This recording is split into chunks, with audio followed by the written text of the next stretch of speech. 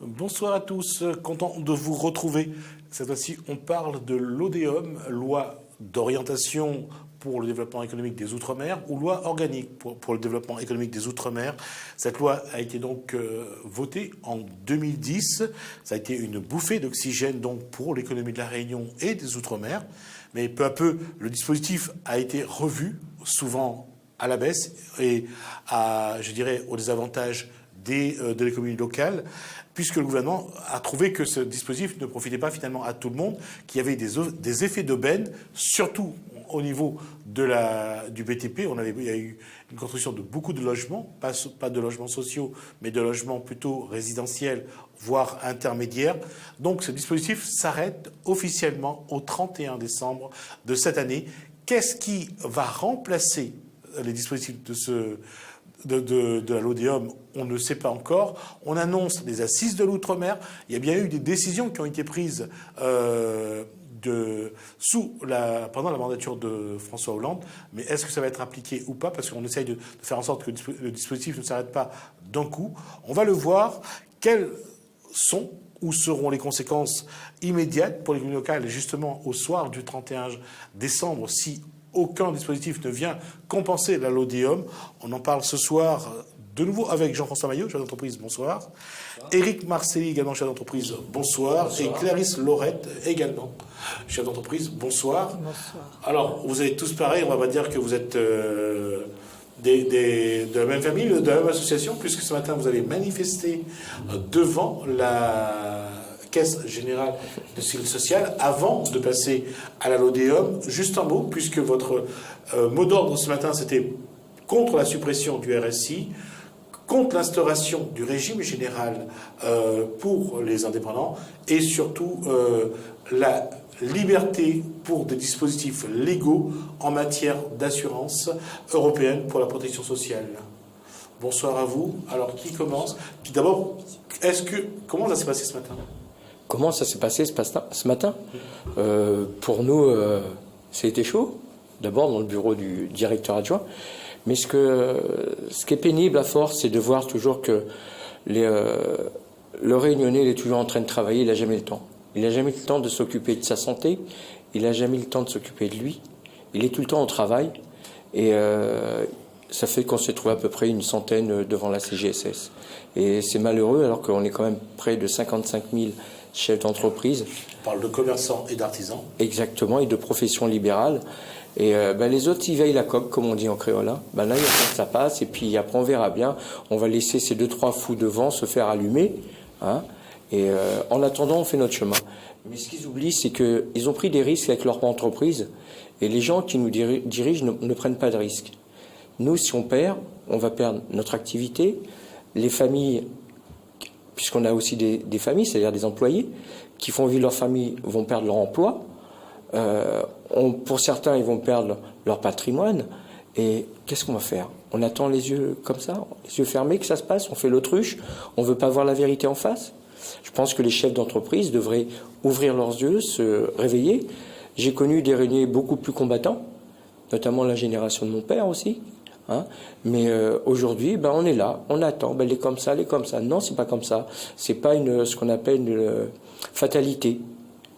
Donc on doit se réveiller, être présent pour dire non, je ne suis pas d'accord. Est-ce que les chefs d'entreprise aujourd'hui sont suffisamment au courant ont sûrement les informations pour avoir la posture que vous avez, c'est-à-dire d'une part aussi bien sur ce que va devenir le RSI, quelles conséquences peut avoir l'instauration du régime général pour vous, indépendants? Également, est-ce qu'ils sont au courant qu'il existe d'autres dispositifs que portent les assurances européennes et que depuis 92, la loi européenne permet aux entreprises d'avoir une autre protection sociale? Est-ce que eux sont au courant? Est-ce qu'ils ont la même posture que vous? Et est-ce que, à votre avis, ils craignent que demain on les sanctionne, ou vous pensez qu'ils attendent que vous fassiez le boulot finalement? Clarisse? En fait, ça fait plus de 5 ans que le CSAPR œuvre sur toute la Réunion pour informer les gens, pour leur dire qu'il y a possibilité de s'assurer autrement qu'au RSI et à la CGSS. Par contre, c'est vrai, ils ont peur. c'est dans la nature, depuis tout petit, on nous a appris à avoir peur, on a peur. Là, on dit que, bon, bah, au 1er janvier, on passe, il n'y a plus d'RSI. Ah, bah, il n'y a plus d'RSI. Ils sont tout contents. Mais la dette derrière, qu'est-ce qui va se passer? C'est l'URSSAF qui le récupère de toute façon. Ça on Oui, le saura. ça, Voilà. je reviens à ça Donc, là-dessus après, mais effectivement. on fait tout, nous, pour que ces gens soient au courant de ce qui va se passer. On fait des réunions déjà au siège du CSAPR tous les mercredis soirs. Donc de plus en plus de personnes sont au courant. On a fait le tour de l'île aussi pour expliquer. Mais bon, le Réunionnais reste toujours, il attend, comme vient de dire Eric, il attend manger cuit, quoi. Quelque part, Jean-François Maillot, la question c'est comment mobiliser, alors que on le voit, le BTP la semaine prochaine sera dans la rue, ce sera le 5 septembre. On a vu que la FRBTP a rejoint la CGTR pour un mouvement social. Comment mobiliser les chefs d'entreprise, surtout des petites entreprises, comment faire en sorte pour que les gens comprennent qu'on arrive à un moment essentiel avec les assises de l'outre-mer, qui normalement devraient débuter au courant septembre, voire octobre, et que la décision sera prise l'année prochaine, vers février-mars 2018. Comment faire comprendre que la LODEOM s'arrête le 31 janvier et que la suppression du RSI va faire passer les entreprises au régime général, que ça sera plus cher en termes de cotisation. Est-ce qu'aujourd'hui, ces gens n'entendent pas ce que vous leur dites, ou vous avez l'impression que on arrive toujours à la même question, est-ce qu'ils ont... Soit ils voudraient vous laisser le faire, le travail, ou ils ont peur? Non, mais effectivement, il y a ça, puisque le fait qu'ils sont adhérents chez nous, donc ils nous laissent un petit peu faire tout le boulot devant. Mais d'une façon générale, le chef d'entreprise, il ne va pas chercher les informations. Il attend. Et malheureusement, on voit bien, à force d'attendre, à un moment donné, quand il y a une catastrophe, tout le monde subit. Nous, au CSAPR, c'est vrai que pendant plusieurs années, comme disait Clarisse tout à l'heure, on fait des réunions d'information, on a fait sur l'ensemble de l'île, dans tous les quartiers, mais les gens ne se mobilisent pas. Beaucoup disent qu'ils ne connaissent pas le CSAPR, ou d'un seul coup ils connaissent le CSAPR tout simplement parce qu'ils ont reçu une mise en demeure. D'accord ? Mais d'une façon générale, les gens ne vont pas chercher l'information. Maintenant, oui, il faut toujours informer, puisque ce qui va se passer à partir du 1er janvier 2018, ce sera catastrophique pour les petits chefs d'entreprise. On parle aujourd'hui justement du transfert du RSI vers la CGSS, qui engendrera un coût entre 25 et 35%. Pour l'instant, on n'a pas encore de chiffre exact. Mais effectivement, il y aura une augmentation de cotisation et toujours pour un remboursement, pour des prestations moindres. D'accord ? C'est le premier point. Donc, automatiquement, comment on fera demain? Si aujourd'hui déjà les entreprises ont du mal déjà à payer 30% du bénéfice, comment ils vont faire demain pour payer 50%? Alors, il y a eu ce matin, il y a eu donc ce mouvement devant la Caisse générale de sécurité sociale. Donc, ça se passait sur le boulevard Sud, à côté, juste sur le rond-point. Qu'est-ce qui s'est passé? Est-ce que vous avez été reçu? Est-ce qu'il y a une délégation qui a été reçue par un représentant de la Caisse? Et qu'est-ce qui s'est dit dans les échanges que vous avez eu? C'est très bien l'échange, bien sûr. Il y a un jeu quand même. Un jeu de c'est moi le plus fort, c'est toi le plus fort. Donc il y a eu un petit jeu, bien sûr. Et on a été reçu par le directeur adjoint de la Caisse générale de sécurité sociale. Et on a eu un scoop, c'est qu'il nous a dit et répété que l'URSSAF n'existe pas à La Réunion. C'est fort. Et il l'a répété plusieurs fois. Ça veut dire que des cotisations ont été versées à cet organisme qui n'existe pas. Et cet organisme, qu'on appelle l'URSSAF, a détruit des familles, a détruit des entreprises, a aussi fait en sorte que des chefs d'entreprise se suicident. Mais où est passé cet argent? Bien sûr, ils vont toujours trouver la solution pour dire c'est comme ci, c'est comme ça. Une entreprise qui n'existe pas... Il y a une chose. Exactement. Officiellement, on va essayer d'être un peu réglementaire. La question, c'est de savoir est-ce que l'URSSAF, en tant qu'entité, existe à la CGSS de La Réunion?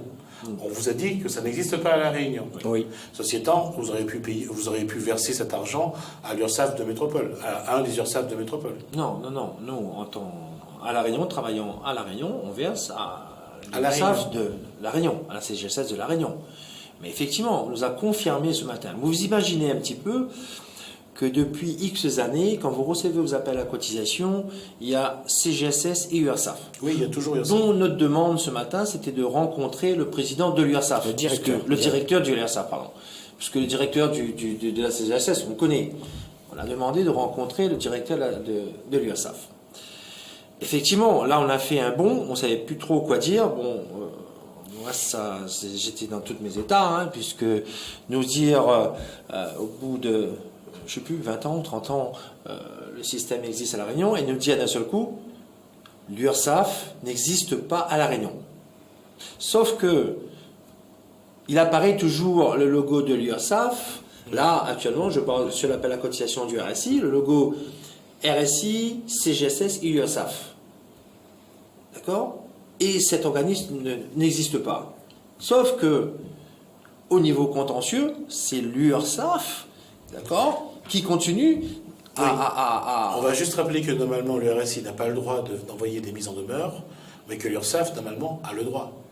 Écoutez, effectivement, bon, jusqu'à maintenant, ça s'est passé comme ça. Non, le RSI, si il a le droit d'envoyer des appels à des mises en demeure, sauf que effectivement aujourd'hui, logiquement, il devrait plus nous envoyer, de mise en demeure. Normalement, depuis octobre l'année dernière, il ne devrait plus le faire. Mais pas seulement en octobre l'année dernière, puisque le RSI a été créé en 2006 à La Réunion avec la fusion des caisses, sauf qu'on l'a dit à plusieurs reprises. C'était l'État, le préfet qui était censé de mettre en place le RSI à La Réunion, constituer le conseil d'administration, le président et tout.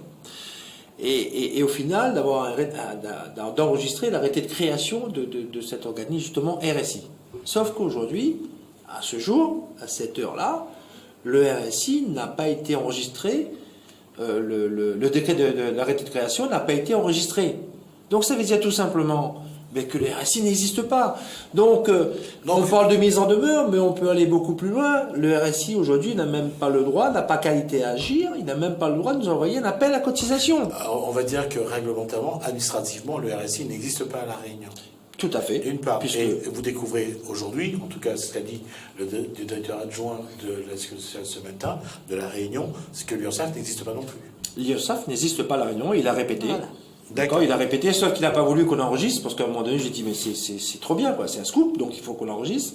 Donc j'ai demandé la permission, mais malheureusement, il n'a pas voulu. Mais on était quand même 6 dans le bureau, donc il y a des témoins. Mais ce qui est plus grave, comme disait Eric tout à l'heure, mais pendant tout ce qui s'est passé, pendant X années, les gens qui étaient poursuivis par l'URSSAF, mandatés des huissiers par l'URSSAF pour saisir des chefs d'entreprise. Mais est-ce que réglementairement, les employés de la Sécurité sociale de La Réunion n'ont pas mandat justement pour suppléer l'URSSAF? Maintenant, s'ils avaient mandat, il n'y a pas, parce que c'est en métropole, c'est deux trucs différents. D'accord. Mais s'ils avaient mandat à la CGSS, ils l'ont refait à travers la CGSS. Donc ils n'ont pas mandat non plus pour aller au contentieux vers les entreprises. Mais il n'y a pas d'URSSAF, parce que c'est l'URSSAF qui le fait en métropole. Et ici, s'ils ont passé par l'URSSAF, c'est qu'eux, ils n'ont pas qualité à le faire, tout simplement. Donc ce que vous venez de dire, c'est que finalement le RSI n'existe pas officiellement, l'URSSAF n'existe pas officiellement, finalement les caisses auxquelles vous cotisez n'existent pas officiellement. Oui, exactement. Oui. Tout à fait. C'est des caisses mafieuses qui ont volé. Non, pas mafieuses. On va dire que c'est des caisses qui sont officieuses, pas mafieuses. On peut changer le mot si vous voulez. D'accord, il n'y a pas de souci. Officieuses. Bon, on va dire officieuses, pas officielles, qui sont permis de... en fin de compte, tout simplement, c'est qu'en fin de compte, vu qu'on est ignorant, on ne connaissait pas, on s'est fait avoir. Aujourd'hui, est-ce que vous avez un moyen de chercher l'information, c'est-à-dire savoir exactement ce qu'il en est, ou est-ce que vous pouvez aller devant un un tribunal administratif, par exemple, pour justement poser la question sur la validité de tout ce qui vous a été demandé en tant que chef d'entreprise. Non, mais tout à fait. Mais déjà, il y a déjà un contentieux en cours au niveau du RSI, au niveau de la CGSS. Et on peut même dire aujourd'hui au niveau des autres caisses, de la Carpinco, la CIPAV et la CARM, enfin, et d'autres caisses, il y a un contentieux. Mais aujourd'hui, il n'y a pas eu de condamnation, quelle que soit la caisse. Bien au contraire, voilà, si on a gagné en référé en partie, mais non, il n'y a pas de condamnation. Les caisses aujourd'hui, ils sont incapables de nous fournir les documents qu'on a demandés justement pour prouver leur existence. Mais c'est quand même grave, puisqu'on n'a pas demandé, on n'a pas inventé des documents, on a demandé des documents susceptibles, qu'un organisme est susceptible de les avoir pour exercer légalement. Ils sont incapables de nous fournir. Bon, pour certains organismes, ils ont fourni un certain nombre de documents, et entre parenthèses, certains documents, ils ne peuvent pas nous fournir parce que c'est confidentiel. Il y a une omerta. Il y a une omerta sur les documents. Et pourquoi? On ne sait pas. Et ça, c'est gênant. Je suis d'accord pour l'omerta, mais est-ce que vous pensez qu'aujourd'hui, pour au moins savoir si on peut officialiser aussi bien le RSI que l'URSSAF, est-ce que vous avez un moyen de recours est-ce que vous allez mettre en place un moyen de recours pour demander que soit qu'on vous rembourse ce que vous avez payé ces 20-30 dernières années, soit qu'on vous montre que ces entités, ces structures existent réglementairement et administrativement. On a des amis qui ont, aussi bien à La Réunion qu'en métropole, ont mené des investigations sur ces caisses aussi.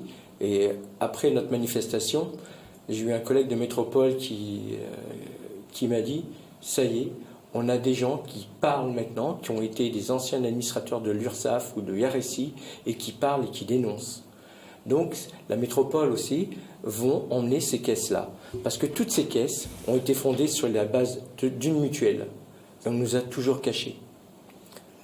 C'est-à-dire la première caisse de sécurité sociale qui a été faite en 1864, c'est le Secours Mutuel.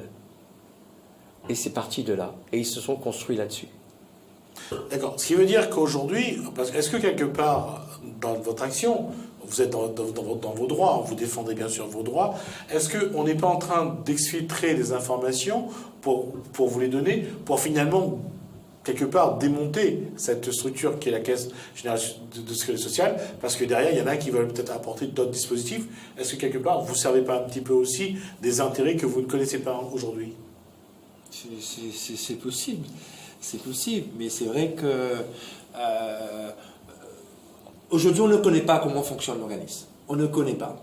Et peut-être ce qu'on est en train de faire actuellement, peut-être c'est un peu voulu aussi par l'État, puisque ils ont tous reconnu que le système ne fonctionne plus. D'accord ? Donc, comme ils savent pas, j'ai l'impression qu'on est en train de mettre en place un démantèlement de la Caisse Générale de Sécurité Sociale, parce qu'il y a derrière, il y a ceux qui sont pour je dirais une sécurité sociale par capitalisation. Alors on est en système de répartition. Et donc on voudrait aller vers une capitalisation, ce dont on a parlé la semaine dernière. Il y a des fonds de pension qu'on peut voir par exemple comme aux États-Unis. Est-ce qu'on est en train de privatiser? Est-ce qu'il y a une volonté de privatiser la Caisse Générale de Sécurité Sociale? Parce que derrière, vous aussi, vous êtes là pour montrer que le système est de plus en plus bancal et apparemment on alimente en information pour montrer que c'est vraiment... Peut-être, mais si on était le meilleur système, déjà, pourquoi n'est-il pas recopié?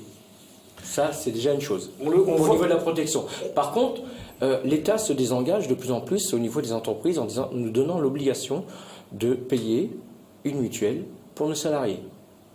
Donc, qu'est-ce qu'on fait là? Une mutuelle, c'est bien privé. Donc, ils se désengagent de plus en plus. Donc, on va automatiquement vers une privatisation. Je ne sais pas dans combien de temps, dans 10 ans, 15 ans, 20 ans, mais on va vers la privatisation. Parce qu'au départ, à la naissance de la sécurité sociale prenait tout en charge. Et au fur et à mesure, la sécurité sociale laissait 5% à la mutuelle. Après 10, après 15, et aujourd'hui, on en est à 35%. Donc, pour les gens qui pensent que la sécurité sociale va rester là à vie, je ne crois pas. Il y aura toujours un système pour aider les personnes les plus diminuées, ce qu'on appelle la CMU, mais pour ceux qui travaillent, on ne sait pas. Et qu'est-ce que vous pensez de ce qui a été annoncé par le gouvernement, entre autres, bien sûr par l'Élysée, le président donc Emmanuel Macron, de supprimer les cotisations salariales aussi bien en termes de maladie et aussi bien salariales que patronales, et on parle également d'ACDIC. Est-ce que quelque part, est-ce que vous préférez qu'on vous dise on va vers la fin d'un système, commencer à vous préparer, ou vous préférez que on démantèle petit à petit et puis finalement à vous de choisir? Vous savez, on m'a toujours dit, quand on me donne quelque chose, surtout venant de l'État, il y a toujours quelque chose à redonner derrière. Hein? Ils nous donnent de la main gauche, ils nous reprennent de la main droite, ou vice-versa. C'est pareil qu'un banquier. Quand un banquier nous fait un cadeau, c'est qu'il y a quelque chose derrière. Hein? Et là, vous avez parlé des cotisations salariales qu'on va laisser pour le salarié, mais qu'est-ce qui va arriver pour le salarié derrière aussi? Parce que là aussi, la protection sociale va changer. Parce que si on ne cotise plus pour la maladie et pour l'UNEDIC, qu'est-ce qui reste finalement là-dedans? Il reste la retraite. Et après, tout ça se retrouver sur la CSG et la CRDS. Si on ne cotise plus, donc il n'y aura pas de remboursement en face, il n'y aura pas de prestation en face. Non, je pense que d'une façon générale, mais nos élus sont conscients que le système ne fonctionne plus. Il faut la réformer, il faut mettre autre chose en place. Et d'ailleurs, c'est pour ça qu'il existe déjà quelque chose qui concerne d'autant les chefs d'entreprise que les salariés. Mais c'est cette fameuse directive européenne. Alors, est-ce que vous avez parlé de cette directive européenne avec le directeur adjoint de la Caisse générale de sécurité sociale? Est-ce que vous avez abordé le fait que depuis 1992, l'Europe permet à ses ressortissants d'avoir recours à des assurances pour une protection sociale, et qu'est-ce qui vous a répondu? Mais tout à fait, on le répète à chaque fois, que ce soit à la CGSS ou ailleurs, ou au niveau de la préfecture, on le dit à chaque fois, mais la réponse est toujours la même, c'est que eux, en France, on n'est pas concernés par cette directive européenne. C'est tout. Il n'y a pas d'autre argument.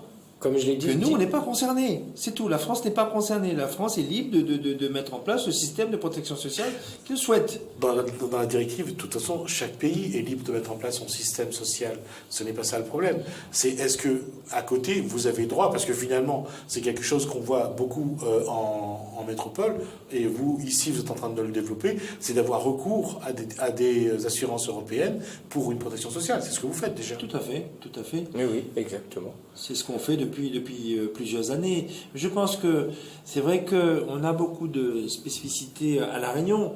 Pourquoi pas de faire La Réunion une terre d'expérimentation, justement, concernant cette fameuse directive européenne. D'accord ? Et voir si ça fonctionne ou pas. Et je pense qu'ils vont peut-être le garder, puisque aujourd'hui, la différence est énorme quand on cotise à une caisse de sécurité sociale et quand tu cotises à une assurance privée. Mais ça n'a rien à voir. La prestation n'est pas la même à côté. Il y a rien à comparer. Alors, on va juste donner trois chiffres pour montrer un petit peu comment ça peut se présenter. Par exemple, pour une entreprise comme votre entreprise, par exemple, pour 30 000 euros comparé avec au RSI, ça sera 50 000 euros au régime général, et c'est entre 8 et 9 000 euros pour une assurance européenne, plus ou moins. Voilà. En gros, vous serez entre 8 000 et 8 500 euros pour l'assurance maladie, prévoyance et retraite. Les assurances obligatoires. Donc la différence est énorme. Hein. Si on fait 50 moins 8, je pense que on pourra peut-être investir, créer de l'emploi, parce qu'apparemment c'est ce que l'État demande, créer de l'emploi. Enfin, à un moment donné, je suis plutôt sûr. Moi, et c'est là aussi, je reviens, on parlait tout à l'heure de la peur, je veux dire, là aussi, c'est un peu le paradoxe. Vous êtes au courant de ces informations-là, vous utilisez déjà des dispositifs qui sont hors caisse générale de sécurité sociale, mais ça marche, ça fonctionne.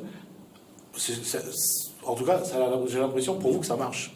On paye moins cher, on est mieux remboursé. Et il faut arrêter de dire aux gens que ce sont notre sécurité sociale qui soigne les gens. C'est pas vrai. Les personnes qui soignent les gens, ce sont les médecins et les infirmières et les infirmiers. Mais on est mieux assuré et au premier euro. Clarisse Terrette est également dans ce dispositif aujourd'hui ou pas? Et comment ça fonctionne? Déjà, c'est pour moi, comme je suis encore assez jeune. Oui, tout à fait. Voilà, donc pour une soixantaine d'euros, je peux Je peux me faire remplacer les dents, je peux, si je vais à l'hôpital par exemple, je vais être payé pendant un mois 2100 € avec une petite carence de 3 jours, contrairement à d'autres qui vont être en carence pendant quelques mois même pour les professions libérales, pour les infirmières. Donc on est vraiment bien remboursé pour être moins cher. Tandis que s'il fallait payer au RSI et avec d'autres mutuelles, ça serait 400-500 € par mois, quoi. D'accord. On a presque fait une demi-heure d'émission. Les premiers assurés européens datent de plus de 20 ans à La Réunion. Les premiers assurés Les européens. premiers assurés européens datent de plus de 20 ans à La Réunion. Et personne ne les a attaqués, il n'y a pas eu de procès contre eux. Mais il y a eu à un moment donné, à travers un autre syndicat, il y a eu des contentieux, mais ces gens-là sont toujours assurés européens. D'accord. Et l'autre syndicat, pour ne pas le nommer, c'est le CDCA, celui de Christian Pousset, qui a été assassiné. Je ne vais pas aller sur ce terrain-là parce que je n'ai pas d'informations. Non. Je reste sur ce que je disais. Finalement, on arrive à un moment crucial parce qu'on arrive bientôt au 31 décembre 2017. C'est la fin de la LODEOM. C'est aussi la fin des dispositifs de réduction des cotisations salariales et patronales. Ça aussi, ça va revenir. Est-ce que, finalement, quand on regarde le contexte, l'économie locale a un petit peu le couteau sous la gorge? Mais oui, c'est vrai qu'on n'a pas envie de faire peur à nos collègues artisans, commerçants, professions libérales. Mais le passage en 2018 avec la disparition de la LODEOM, mais ça va être une catastrophe. Catastrophe. À chaque fois, je prends un exemple. Aujourd'hui, la personne qui paye... Je vais juste rappeler qu'il faut se rappeler que toute la période de 2009, donc ça a été la discussion sur le dispositif à mettre en place. C'est au mois de mai 2010 que cette loi a été officialisée, donc l'ODEOM, loi organique pour le développement économique de la Réunion. Il y en a qui disent loi d'orientation également. Ça a permis surtout de faire baisser les charges sociales pour les entreprises, que ce soit les charges patronales ou les charges salariales. Ce dispositif arrivant à terme au 31 janvier, c'est sûr que normalement les charges vont remonter. Mais automatiquement. Donc ça veut dire 50% de plus. Donc comme je disais, je prends toujours l'exemple que quelqu'un qui paye des cotisations trimestrielles 3 000 €, mais il paiera 6 000. Tout simplement. Avec les mêmes prix, avec les mêmes tarifs dans son entreprise. Peut-être avec les mêmes salariés, parce que c'est vrai que s'il a un salarié qui est là depuis 10, 15, 20 ans, il dit demain, on l'arrête, on licencie parce qu'il n'y a plus de DOM, il n'y a plus d'exonération, il ne pourra pas le faire. Mais automatiquement, l'entreprise ne pourra pas continuer. C'est pas possible. Avec 50% d'abattement, il faut qu'on augmente nos prestations, allez, on va dire entre 20 et 30%.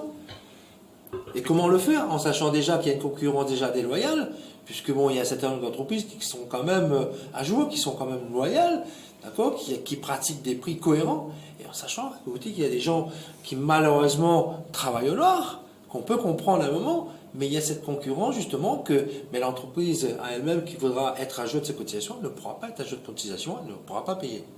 Donc s'il n'y a pas la continuité de cette exonération, je pense que le taux de chômage en 2018 va augmenter. Un mot sur la filière BTP qui sera dans la rue donc ce mardi 5 septembre. Vous y serez ou pas? Je sais pas. La question se pose. On se pose toujours la question, est-ce qu'on sera présent? On sait qu'il y a la FRBTP, on sait que la CGTR se sont unis leur voix pour appeler à une manifestation parce que la filière serait en danger. Est-ce qu'on est sur les mêmes postures? Est-ce que là aussi il y a une crainte apparemment de la LODEOM, mais eux souhaitent un plan surtout qui pourrait démarrer à partir de février 2018? Est-ce que vous voyez un intérêt de regrouper un petit peu vos revendications pour, à la rigueur, une vraie programmation, un vrai plan pour soutenir le développement de l'économie locale, mais surtout soutenir les entreprises locales qui, depuis la baisse, surtout depuis la baisse des aides de l'État, les collectivités ont de moins en moins de marchés publics à offrir aux entreprises de La Réunion. Ce qui est dommage, c'est que ces syndicats, ces organisations patronales qui existent depuis longtemps, tout comme nos politiques, ont manqué d'anticipation. Ils savaient que ça allait disparaître. Et aujourd'hui, ils sont au pied du mur. Qu'est-ce qu'on fait? On va réagir à la dernière minute. Donc on va faire un truc mal ficelé, encore une fois. Et qui va en payer les conséquences? Ce sera encore les petites entreprises et aussi les salariés qui vont avec. Mais je crois que Jean-François, qui est dans le bâtiment, il est plus amène à parler de ça. Non, mais il y a la caisse de congés payés aussi qui se joint à la manifestation. Il y a quoi? La caisse de congés payés du bâtiment se joint aussi à la manifestation. Bien sûr, on est d'accord. Parce qu'il est déficitaire ou parce que... La caisse de congés payés n'a jamais été déficitaire. Bon, non, elle n'a jamais été déficitaire. Mais on est d'accord. Et nous, la LODEOM, on n'en parle pas aujourd'hui. Hein, dans chaque manifestation, on dit que la LODEOM est dégressive depuis 2015 et elle disparaît au 31 décembre 2017. Quand je vois que ces organisations justement professionnelles à côté qui aussi parlent de la LODEOM, il ne faut pas que la LODEOM disparaisse, moi j'ai un sentiment de division. Pourquoi ils ne sont pas venus, nous, aujourd'hui, lors de notre manifestation, puisqu'il y a au moins un point qu'on est d'accord sur la disparition de la LODEOM. Il y a un système à La Réunion qui fait que c'est divisé pour mieux régner. Donc après, à qui en profite le crime, qu'on a l'habitude de dire, à qui en profite le crime, on ne sait pas. Bien sûr qu'on est d'accord sur les revendications, mais je pense qu'ils sont aussi d'accord sur nos revendications. Mais rester chacun de son coin, je pense que ce n'est pas la solution. Mais maintenant, il y a quelque chose qui m'embête là-dedans, qui m'embête énormément. C'est vrai qu'ils défendent aujourd'hui, ils parlent des marchés publics, il y a de moins en moins de marchés des collectivités, ils n'investissent pas. Mais à côté de ça, on est en train encore de durcir les conditions d'attribution de l'attestation de vigilance qui permet aux chefs d'entreprise justement de répondre à des marchés publics, puisque auparavant on était toujours N-1, l'année précédente on a l'attestation 31-12 qui était valable pour 1 an. Ça a changé à un moment donné, certains organismes demandaient, ou donneurs d'ordre demandaient une attestation tous les 6 mois. La caisse de congés payés a décidé au mois de juillet, on peut dire la semaine dernière, au mois de juillet, de revoir les conditions d'attribution de cette attestation de vigilance, c'est-à-dire qu'on devra le demander mensuellement. Donc d'un côté, on dit qu'il y a un problème, il n'y a plus de marché, il faut faciliter l'accès au marché public aux petites, moyennes ou grosses entreprises. C'est pour ça que la question se pose si c'est vraiment pour les petites ou les grosses entreprises. Et de l'autre côté, d'accord, on sert. Bon, c'est le point de divergence qu'il y a dans cette manifestation. Je ne pense pas que ma présence ou la présence du CSAPR ce jour-là dans cette manifestation ramènera un plus, mais comme on dit, on sera solidaire dans le cœur. Donc je voudrais je rappelle il est dans le BTP pour Clarisse Lorette qui est dans qui est fleuriste et qui est également dans la vente, la distribution de produits divers, et Eric Marcelli qui est dans lui à une auto-école, c'est oui, ça, une auto-école. Est-ce que la fin de la LODEOM pour vous aura les mêmes conséquences pour les bâtiments? Tout à fait. C'est-à-dire? Tout à fait, parce que vu la conjoncture actuelle, nous ne pouvons pas augmenter nos prix. Par contre, notre chiffre d'affaires, donc s'il reste pareil, il faudra pour payer l'employé, aller trouver ça dans le bénéfice, s'il y a. Donc comment faire? On ne sait pas. Alors depuis maintenant, je commence par me dire, après, est-ce que je vais continuer ou pas? Même question Même question. Parce que tout simplement, sur une leçon de conduite qui est à 40 €, si j'augmente de 30% pour pouvoir payer ces charges sociales, il va falloir que je rajoute 12 €. Donc ça passerait à 52 € la leçon. Et les gens ont de moins en moins d'argent. le porte-monnaie, il est presque vide à chaque fois. Donc, ils vont être obligés de faire un crédit. Et nous, on a d'autres contraintes derrière que les gens ne voient pas. C'est que l'administration nous met d'autres bâtons dans les roues. Donc, eux, ils voient leur porte-monnaie à 52 € la leçon, mais nous, on voit tous les problèmes qu'il y a derrière. Ne serait-ce que le carburant, les charges sociales et autres. Mais non, je crois que ça va être très dur. Ceux qui travaillent aujourd'hui ont de la chance. Je leur dis de bien profiter de ce travail qu'ils ont. Parce que demain, je ne sais pas de quoi ça va être. Moi-même, je ne sais pas. Je pense à l'avenir de mes enfants, et les enfants des autres aussi. Mais beaucoup sont devenus individualistes. Ils ne pensent pas à l'intérêt collectif. Et le CSAPR, quand même, son nom commence par collectif. On joue collectif pour que l'individuel soit bien.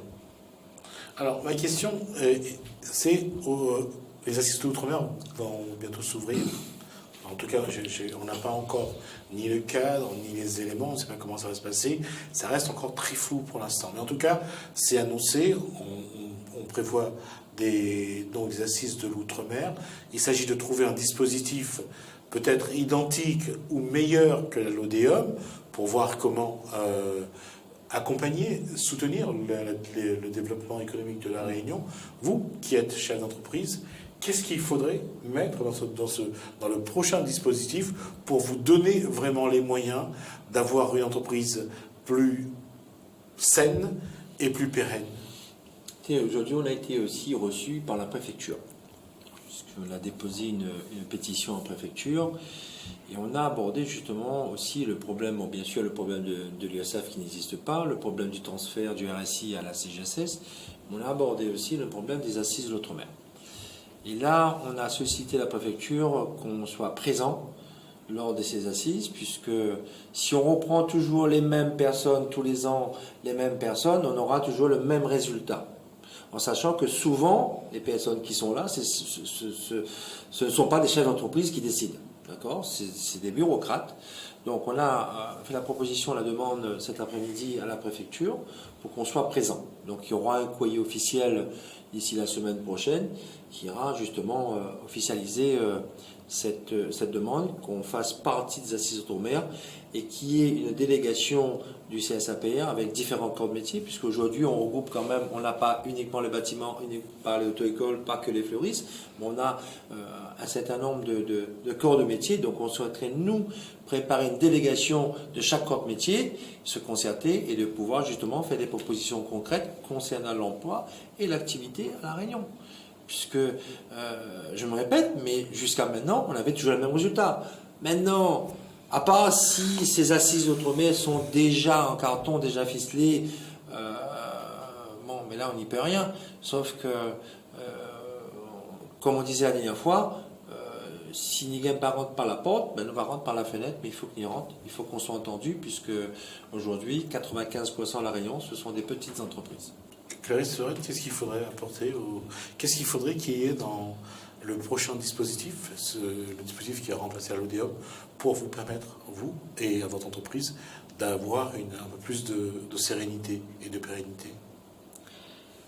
Il faudrait que nos décideurs se mettent à notre place.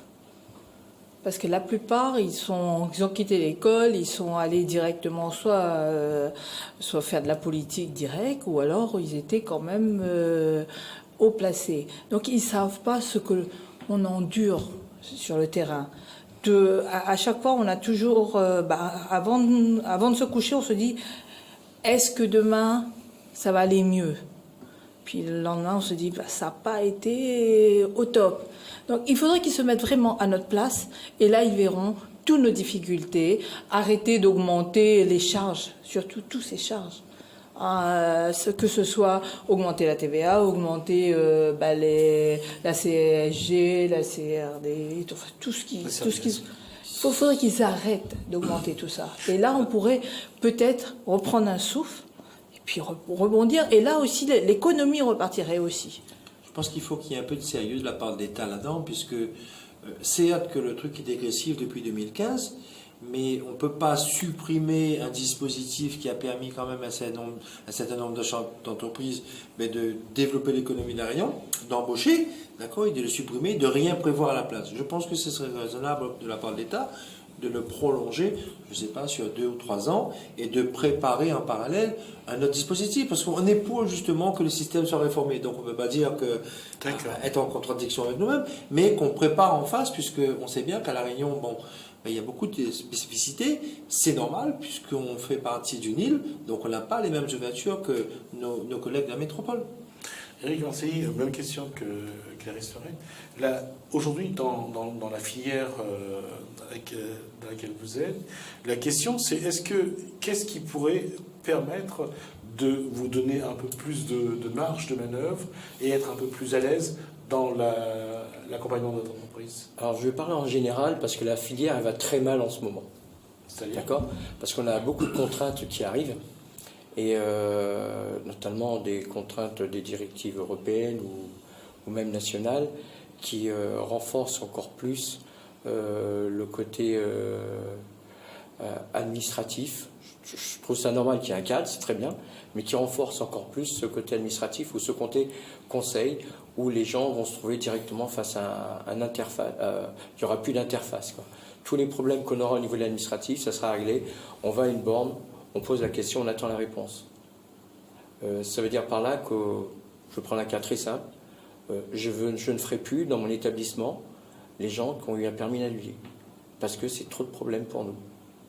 Maintenant, sur la question que vous m'avez posée, qu'est-ce qu'il faudrait ? Il faudrait qu'on arrête de mettre, je ne parle pas uniquement d'entreprise, mais pour tout le monde en général, qu'on arrête d'emmerder les Français, les Réunionnais avec toutes ces taxes, qu'on nous foute la paix. Parce que les taxes ne sont pas pour nous. Les taxes, c'est tout simplement pour nos élus, pour avoir un petit avantage chaque fois quelque part. Les pays comme l'Angleterre, ils ont à peine 140 taxes. L'Allemagne, à peu près 180 taxes. Et nous, en France, on a plus de 340 taxes. Et on a plus de problèmes de chômage chez nous. Il y a bien un souci quelque part, non ? Hein ? Donc là, il faudrait arrêter qu'on nous foute la paix, qu'on nous laisse vivre. La question reste entière et je vais le globaliser. Suppression du RSI, instauration du régime général, il y a la protection sociale des assurances européennes que vous avez, et on ajoute la LODEOM. Est-ce que, quand on regarde ces 4 éléments que je viens de citer, est-ce que vous trouvez qu'il y a une façon de faire qui pourrait, d'où pourrait jaillir un dispositif qui serait aussi intéressant pour l'État, parce que l'État a besoin d'argent aussi, et aussi pour les entreprises qui produisent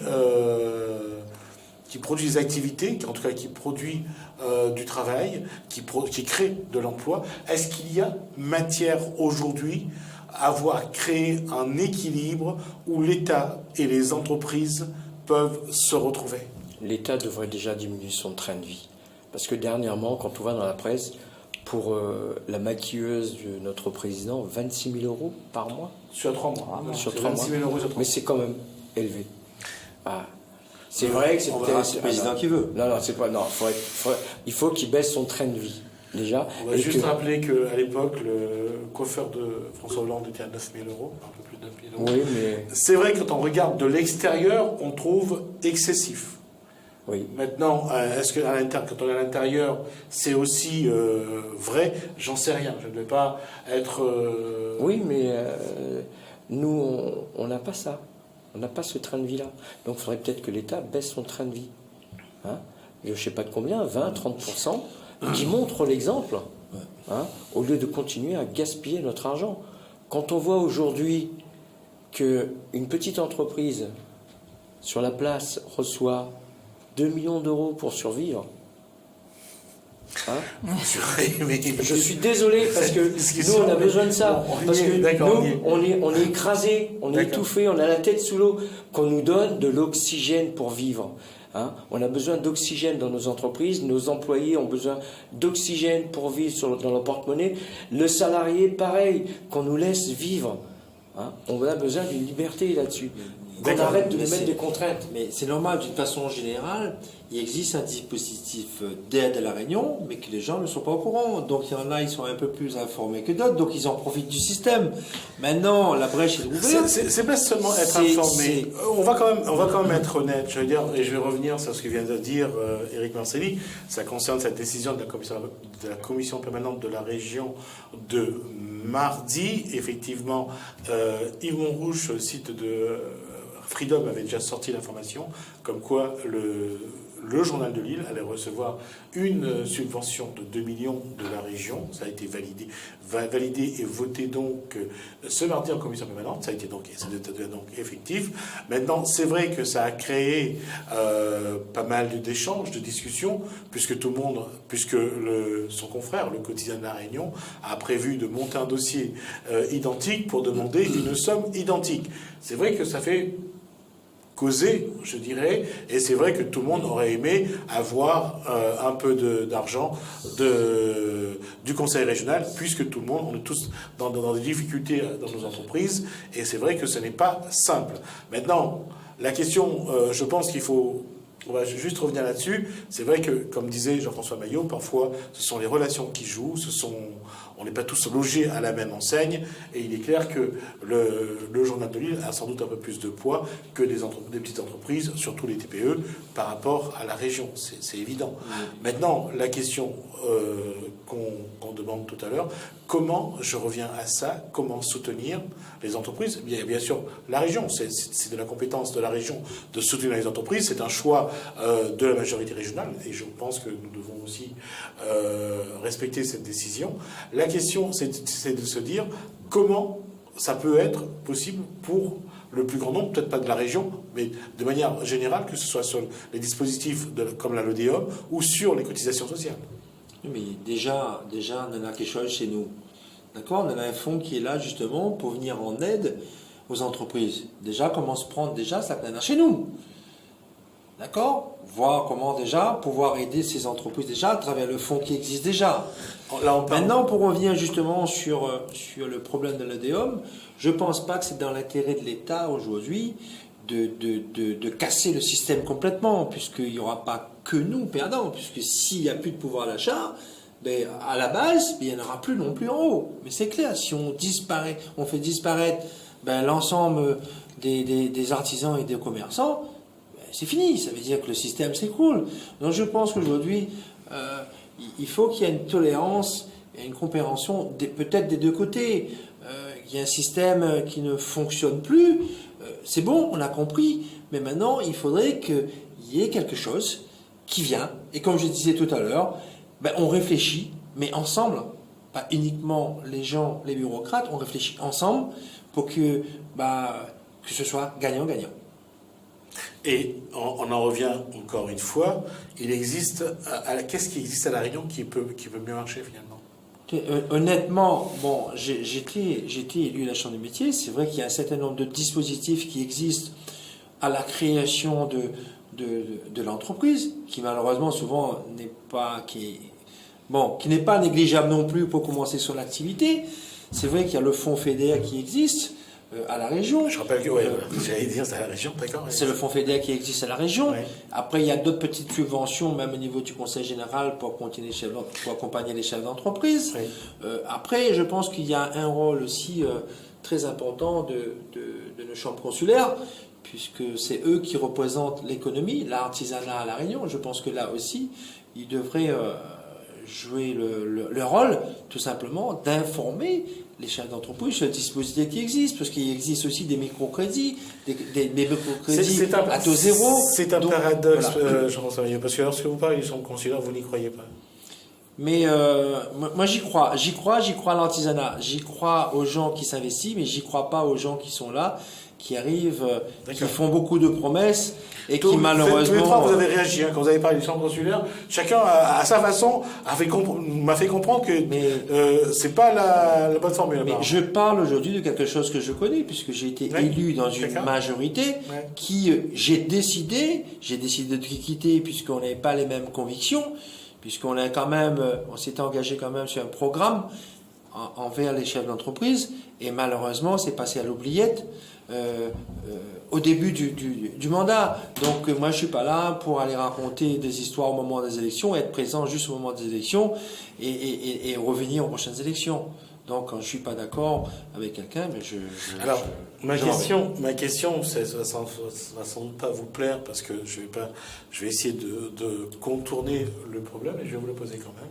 Est-ce qu'aujourd'hui il faudrait que les chefs d'entreprise les personnes qui décident de créer leur entreprise ou de gérer une entreprise doivent vraiment être formées à la gestion, connaître aussi bien le plan comptable, connaître aussi bien la comptabilité, savoir c'est quoi un grand livre, c'est quoi un compte-résultat et un bilan. Est-ce qu'il doit connaître toute la fiscalité, connaître toute la réglementation politique, et là je parle des collectivités, c'est-à-dire que la compétence économique appartient à la région, connaître, avoir le code de la sécurité sociale dans la tête parce que c'est important. Est-ce que le prochain chef d'entreprise qui veut se mettre sur le marché à voir, est-ce que c'est ça qui doit être le prochain chef d'entreprise? Il ne pourra pas. Il doit d'abord parler à Clarisse, parce que ça va être plus simple. Oui. À quel moment je prends mon sécateur et fais pour composer un bouquet? Je pose la question, bien sûr. C'est ça, voilà ma réponse. Voilà. Donc si je dois mettre tout ça dans ma tête, bah, ça va me prendre du temps, mais c'est vrai, il faut connaître la base au moins. D'accord. Hein, ne pas confondre chiffre d'affaires et bénéfices. À partir de là, on va pouvoir jongler avec les chiffres, avec tout ça. Mais l'artisan, je parle pour moi, l'artisan, bah, il a besoin d'être manuel, il a besoin de fabriquer. Ah, s'il passe tout son temps dans la paperasse, bah, il pourra pas non plus s'en sortir aussi. Hein. D'accord, monsieur. Non, mais c'est vrai qu'il doit y avoir un minimum de formation. Mais je vais revenir sur la Chambre des métiers, ou la Chambre de commerce, puisque ce sont les deux institutions qui, soit on a enregistré Chambre de commerce par rapport à son activité, ou la Chambre des métiers. Mais quand on propose 3 jours de formation à chef d'entreprise, et quand on prend toutes les activités confondues, puisque ce qu'on a besoin, nous, c'est la masse, c'est de l'argent. C'est pas de passer des informations. Ça, il n'y a pas beaucoup d'importance. D'accord ? On prend le maçon, la fleuriste, l'esthéticienne, et on parle, voilà, la création d'entreprise en 3 jours. Comment voulez-vous que quelqu'un se forme en 3 jours, quelqu'un qui n'a jamais été chef d'entreprise, qui ne connaît pas le monde économique, et qui arrive à le former en 3 jours? J'avais proposé justement qu'il y ait des préparations des SPI, des stages de préparation à l'entreprise, par corps de métier, puisqu'on ne parle pas de la même chose quand on parle du bâtiment, les conditions du bâtiment, de la fleuriste, de l'auto-école ou un autre corps de métier. Mais bien sûr que non, puisque eux, ce qu'ils ont besoin, c'est de la masse. Et on a bien compris que ils sont pas là pour dire que si, ils sont là après. Au bout de 3 ans, 4 ans, 5 ans, si l'entreprise est toujours là, pour proposer des formations à la chambre de métier qui sont payantes. Okay, voilà, mais je pense qu'il y a un rôle et ça, il ne faut pas, c'est négligé et c'est bien dommage, c'est à la base. Maintenant, former le chef d'entreprise, c'est pas sur 3 jours. S'il faut le faire en 2 temps, parce qu'effectivement, il faut un moment, mais il faut le former en 2 temps. Maintenant, c'est vrai qu'on ne pourra pas tout donner l'information pendant ce stage de formation, mais après, c'est aussi le chef d'entreprise d'aller chercher, d'accord, que ce soit au niveau garantie, conformité, qui va chercher aussi, mais qui ait le minimum, la base, qui soit donnée pendant cette formation. Je reviens sur pareil, même question. La formation du chef d'entreprise, ça peut être la réponse à la situation qui devient de plus en plus complexe, avec de plus en plus de lois entre les directives nationales, les directives européennes, entre le droit international. Est-ce qu'aujourd'hui, est-ce qu'un chef d'entreprise peut prendre un peu plus de temps, un peu moins à produire et un peu plus à se former à la gestion? Ça serait l'idéal. Dans une journée, on n'a que 24 heures. Et comme disait Clarisse, on passe plus de temps à produire que de s'occuper vraiment de l'administratif. Les grosses structures, ils ont comment ça s'appelle ? Ressources humaines, RH, un DRH, d'accord ? DRH, un DRH, d'accord ? Nous, on n'a pas la possibilité. Les grosses structures, ils ont leur service comptabilité à l'intérieur. Ils ont leur service juridique. Pour avoir le temps de tout ça, il faudrait que nous, en petite structure, on s'organise entre nous, à mutualiser nos moyens, avoir notre service comptable, notre service juridique, notre service administratif, de manière à aider le chef d'entreprise qui n'a pas le temps. Mais il faut aussi que lui prenne le temps de s'informer. Hein ? L'ignorance coûte cher, je disais tout à l'heure. Hein ? Ça nous coûte très cher. Mais- Parce qu'ils se disent que la formation, ça coûte cher. La formation coûte cher, mais combien coûte l'ignorance, disait Roosevelt. Oui, mais on entre. Oui. Je pense qu'il faudrait peut-être donner déjà les moyens déjà aux chefs d'entreprise, aux petites et moyennes chefs d'entreprise, de pouvoir justement se former. Mais bien sûr qu'il faut se former pour pouvoir répondre aux exigences, aux nouvelles réglementations, aux nouvelles normes, bien sûr, pour rester compétitif sur le marché. On est obligé de se former. Mais on n'a pas le moyen, puisque effectivement, si on a un salarié ou 2 salariés, on est obligé de rester là tous les jours pour pouvoir suivre son chantier, parce qu'on n'a pas les moyens justement de quitter. C'est vrai, peut-être qu'il faudrait mutualiser les moyens pour pouvoir permettre à chaque chef d'entreprise de se former. Parce qu'il faut se former. On n'a pas le choix. Puisque autrement, comme on dit, on va perdre de place, l'un va prendre. Hein. C'est clair. Parce que lui, il aura le temps de se former. Alors, il nous reste un peu moins de 5 minutes, je crois. 3 minutes. Vous allez avoir 1 minute chacun pour conclure.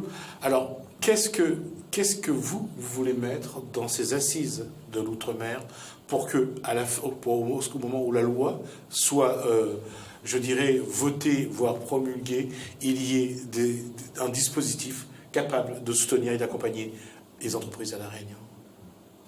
Vite fait, je vais vous dire, j'aimerais bien rencontrer nos élus pour qu'on discute ensemble. Et ça, c'est difficile. Parce que la base, c'est nous. Les hommes de terrain, c'est nous. J'aimerais bien qu'ils viennent à notre rencontre, qu'on se rencontre tous et qu'on parle des vrais problèmes. Pas d'un problème de moustache, hein, mais qu'on parle de vrais problèmes. C'est du côté de chez vous, ça le... Je crois, oui. Calice, Lorette. Qu'on nous écoute, en fait.